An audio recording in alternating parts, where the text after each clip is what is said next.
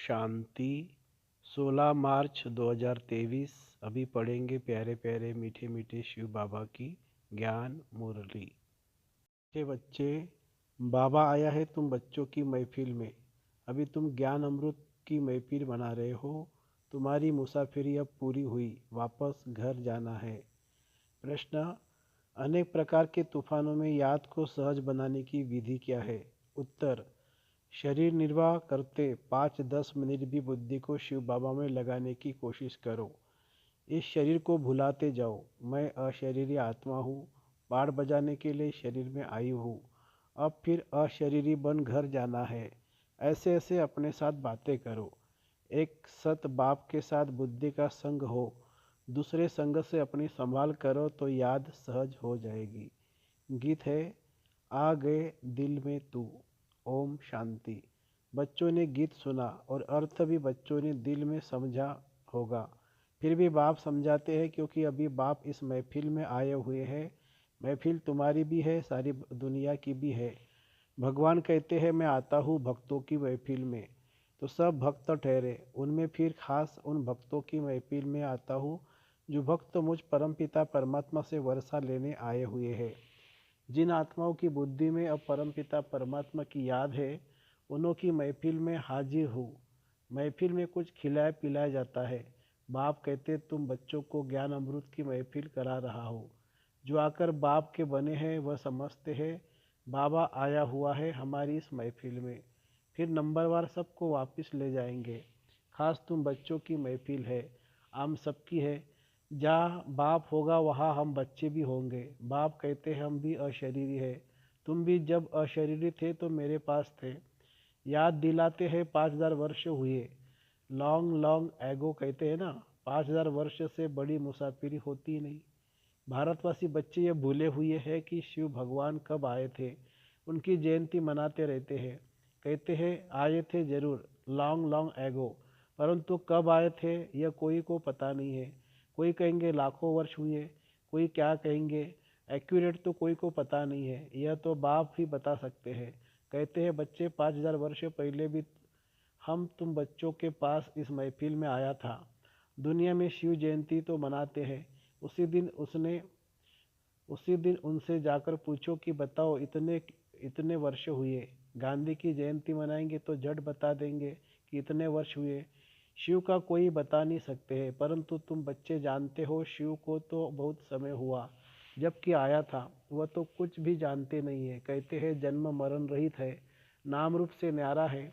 अरे नाम रूप से न्यारा है तो फिर जयंती किसकी मनाते हो? तो नाम रूप से न्यारा हो नहीं सकता। जरूर भारत में ही आया था, तब तो जयंती मनाते हो ना। फिर नाम रूप से न्यारा न्यारा किसे कहते हैं? याद करते हो, परंतु वह कब आया था? जरूर भक्ति का समय जब पूरा होगा तब भगवान को घर बैठे आना पड़े। भगवान किस रूप में आते हैं ये कोई भी नहीं जानते हैं। बड़ा चतुर है से कोई से पूछना है और फिर समझाना है। भगवान तो है निराकार, तुम उनकी पूजा करते हो। कहते हो हे परमात्मा हे भगवान, उनको कोई देवता नहीं कहेंगे। देवता है ब्रह्मा विष्णु शंकर, तो इन चित्रों पर भी समझाना पड़े। तुम शिव के मंदिर में जाएंगे तो उनसे पूछेंगे यह कब आए थे, कैसे आए। निराकार दुनिया से तो सब आते हैं। परमपिता परमात्मा को पतित पावन कहते हैं, तो क्या किया? पतित को पावन कैसे बनाया? जरूर साकार में आकर मुख से समझाया होगा, कोई शिक्षा दी होगी। ऐसे तो कोई कह न सके। जरूर मनुष्य तन में आएंगे। भगवान आते हैं नई रचना रचने, तो जरूर कोई के तन में आया होगा। गाया हुआ है ब्रह्मा मुख से मनुष्य सृष्टि रची गई है। ब्राह्मण सृष्टि नाम नहीं लिखा हुआ है। ब्रह्मा मुख ब्रह्मा मुख कमल से मनुष्य रचे जाते हैं, तो जरूर ब्रह्मा के बच्चे ब्राह्मण ही होंगे। प्रजापिता ब्रह्मा ने तो जरूर ब्राह्मण ब्राह्मणियों से रचे होंगे। सिर्फ मेल रचे तो वृद्धि कैसे होंगी?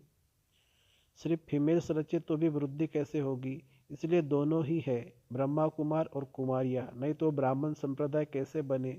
परमपिता परमात्मा रचता बेशक है। ब्रह्मा द्वारा मनुष्य सृष्टि रची जाती है, तो जरूर ब्रह्मा तन में आना पड़ता होगा। ये बातें जो अच्छी रीति समझकर और धारण करेंगे वही फिर समझा सकेंगे। जो पूरे राजयोगी होंगे बाप को और राजा को याद करते होंगे, जिसके लिए ही बाबा कहते हैं बच्चे सुदर्शन चक्रधारी बनो। सब तो पूरा याद करते नहीं है। बाबा के पास आते हैं, कहते हैं ज्ञान तो सहज है। चक्रों को चक्रों को भी समझा है। 84 जन्मों का राज भी ठीक समझा है। 84 जन्म तो जरूर लेने हैं, और जो पहले नंबर वाले हैं वही 84 जन्म लेंगे। यह तो सब ठीक है, परंतु याद में रहना यह बड़ा मुश्किल है। योग में अनेक प्रकार के तूफान आते हैं, उनको कैसे वश करें, उसका उपाय क्या है? कौन सा टाइम है जिसमें अच्छी रीति याद कर न सके? तो बाबा ने समझाया, यूँ तो चलते फिरते उठते बैठते याद करो। अभी तुम यहाँ बैठे हो, हम तुमसे पूछते हैं स्त्री को याद करते हो? अब नाम स्त्री का सुना और झट बुद्धि भागी स्त्री के तरफ।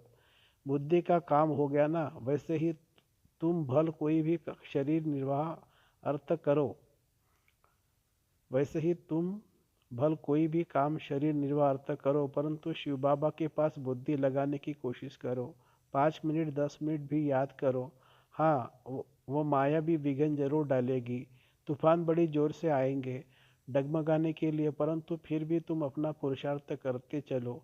इस शरीर को भुलाना अथवा बाप की याद में रहना, बात एक ही है। अपने को आत्मा अशरीरी समझना पड़े। मैं असूल अशरीरी था, पहाड़ बजाने के लिए यह शरीर लिया है, फिर अशरीरी बन घर जाता हूँ। बुद्धि में सिर्फ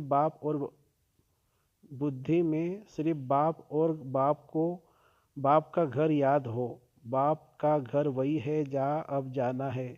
फिर यह बुद्धि में है कि बाप की प्रॉपर्टी है सतयुग, तो एक बाप की याद से वह भी याद आएगी। भक्ति मार्ग अथवा ज्ञान मार्ग में बुद्धि तो और तरफ जाती है।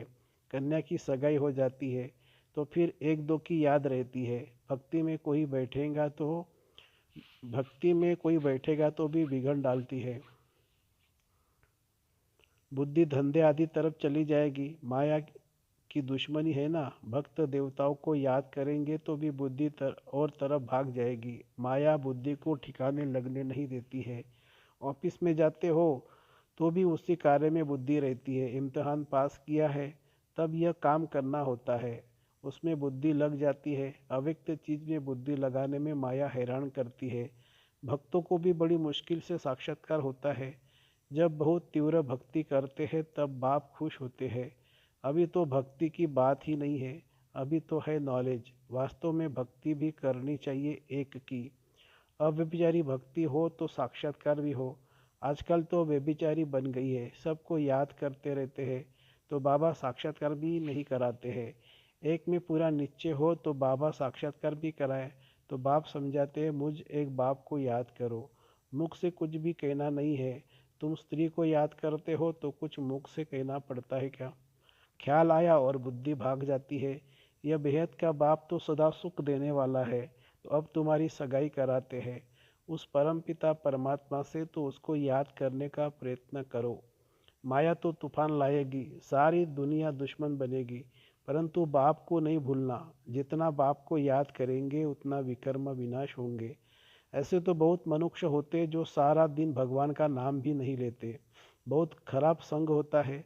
इसीलिए गाया जाता है संग तारे कुसंग बोरे। सत परम पिता परमात्मा का संग ही पतित से पावन बनाएगा। अभी तो सारी दुनिया है पतित, उनको संग चाहिए पतित पावन का, तो जरूर उनको यहाँ साकार में आना पड़े ना।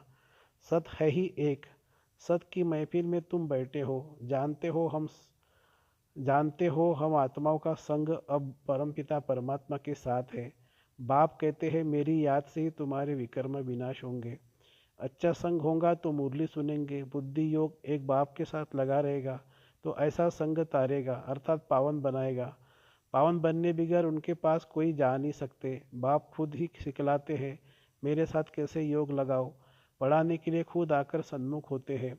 बुद्धि का योग और संग तोड़ एक संग जोड़ना है, तब विकर्म विनाश होंगे और कोई उपाय है नहीं। पावन दुनिया है स्वर्ग, वहाँ के सुख अपार है। ऐसे नहीं, वहाँ भी दुख है, दैत्य है। वहाँ तो दुख का नाम निशान नहीं रहता है, सो भी 21 जन्मों के लिए।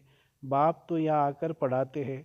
भगवानुवाच हम तुमको राजाओं का राजा बनाते हैं, सहज राजयोग सिखाता हूँ। मनुष्यों की बुद्धि में तो श्री कृष्ण का ही चित्र आ जाता है। तुम्हारी बुद्धि में है कि हमको पढ़ाने वाला शिव बाबा है, जो ही ज्ञान का सागर है। वही तुम बच्चों को नॉलेज दे रहे। यह है स्वदर्शन चक्रधारी, त्रिकालदर्शी बनना। त्रिकालदर्शी माना तीनों कालों को जानना, सृष्टि के आदि मध्य अंतों को और तीनों लोकों को जानना। मूल वतन, सूक्ष्म वतन, स्थूल वतन को भी तुम जानते हो। तुम्हारे में भी नंबरवार पुरुषार्थ अनुसार जानते हैं।